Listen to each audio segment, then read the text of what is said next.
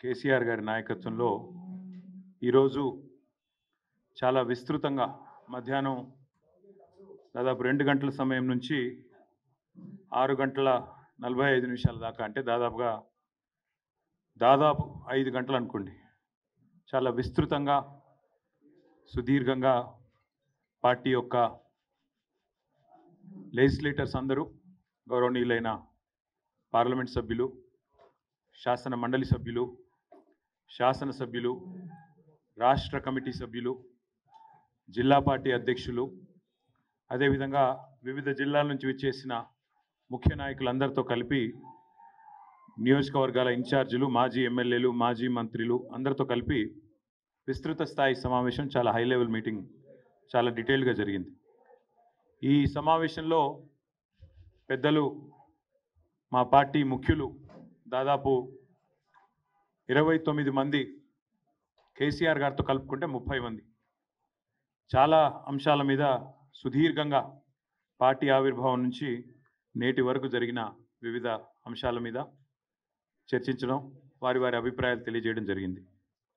ముఖ్యంగా ఒక ప్రాంతీయ పార్టీగా ఆవిర్భవించి, ఒక లక్ష్యం కోసం ఉద్భవించి, తెలంగాణ ప్రజల సామాజిక స్థితిగతులను కంప్లీట్గా మార్చాలి అంటే తెలంగాణ రాష్ట్ర ఏర్పాటే ఒక చారిత్రక అవసరం అని చెప్పి భావించి, ఆనాడు పెద్దలు కేసీఆర్ గారు ఏ మాట అయితే జలదృశ్యంలో పార్టీ ఏర్పాటు నాడు చెప్పినారో దానికి అనుగుణంగా మరి ఈ 25 ఏళ్ళు పూర్తి చేసుకోవడం, 24 ఏళ్ళు పూర్తి చేసుకొని 25వ ఏట పార్టీ అడుగుపెట్టడం అంటే ఇది కేవలం ఒక పార్టీ ఉత్సవంగా కాదు, తెలంగాణ ప్రజల ఉత్సవంగా జరపాలి, తెలంగాణ ప్రజల పండుగలాగా ఈ బీఆర్ఎస్ యొక్క రజతోత్సవ సంవత్సరం జరగాలి అని సమావేశంలో అందరూ కూడా అభిప్రాయపడ్డారు.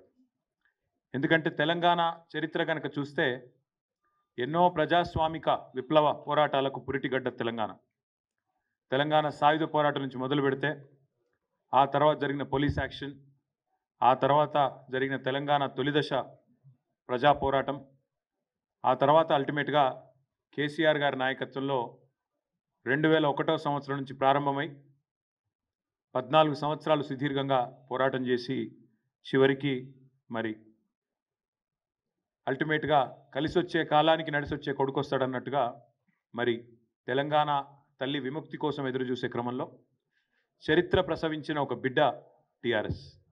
మరి అలాంటి సంస్థ 25 ఏళ్ళు పూర్తి చేసుకోబోతూ ఉండడం అనేది డెఫినెట్గా ఇది తెలంగాణ సామాజిక చరిత్రలో ఒక ఉజ్వల ఘట్టంగా ఈ సమావేశం పూర్తి స్థాయిలో అభిప్రాయపడింది.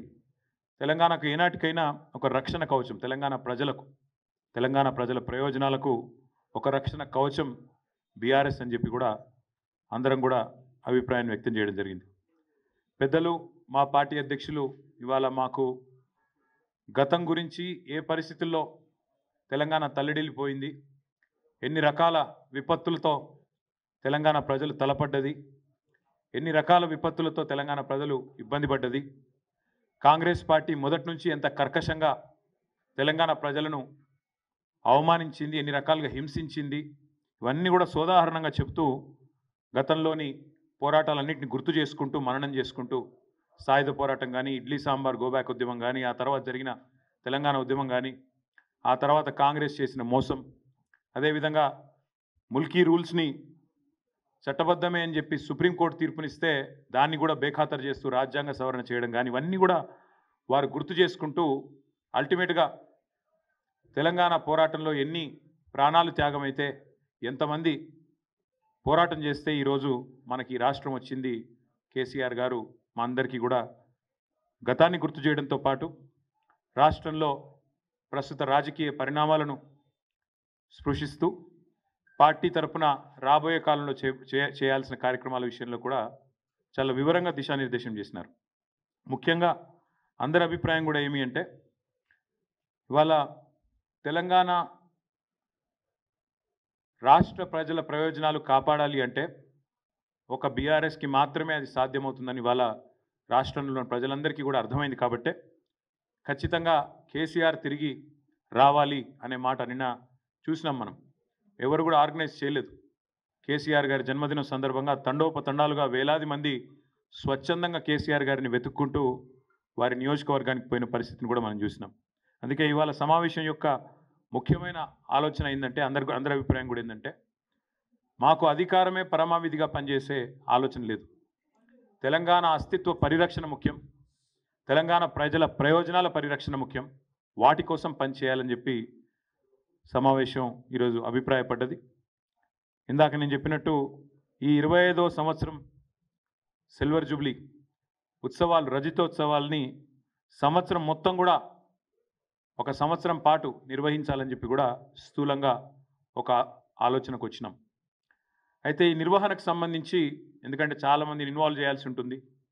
వివిధ వర్గాలు ఎట్లా అయితే తెలంగాణ ఉద్యమంలో అందరినీ కలుపుకొని సకల జనుల సమ్మె నడిపించిన ఆనాడు తెలంగాణ పోరాటంలో వినూత్నమైన పోరాట రూపాలు సడక్ బంద్ కావచ్చు, రహదారుల దిగ్బంధం కావచ్చు, వంట వార్పు కావచ్చు, అట్లా ఎన్నో రకాల వివిధ ఉద్యమ పోరాట రూపాలని ఆనాడు ఆవిష్కరించిన ఆ ఘనత టీఆర్ఎస్ది. కాబట్టే ఈ రజతోత్సవాల సందర్భంగా కూడా వినూత్నంగా కార్యక్రమాలు నిర్వహించాలి, ప్రజల్ని మమైకం చేస్తూ ఉద్యమ సహచరులందరినీ కూడా మళ్ళీ తిరిగి ఒక్కటి చేస్తూ ముందుకు పోవాలనే ఆలోచన చేస్తూ ఉన్నాం. దానికి సంబంధించి రాబోయే వారం రోజుల్లో పెద్దలు కేసీఆర్ గారు కొన్ని కమిటీలను కూడా, ఎందుకంటే ఈ ఉత్సవాల నిర్వహణకు కొన్ని కమిటీల అవసరం కూడా ఉంటుంది కాబట్టి మరి కొంతమంది సీనియర్ నాయకులతో, పార్టీ ముఖ్యులతో, అదేవిధంగా పార్టీ ఏతర వ్యక్తులతో, తెలంగాణ ఉద్యమంతో పెనవేసుకొని అనుబంధం ఉన్న వ్యక్తులతో కూడా కొన్ని కమిటీలను కూడా ఈ రాబోయే వారంలో ప్రకటించబోతా ఉన్నాం. అదేవిధంగా తెలంగాణ రాష్ట్రం కోసం ఒకసారి అరుణ్ జైట్లీ గారు ఒక మాట చెప్పారు మేము పోయినప్పుడు ఢిల్లీలో.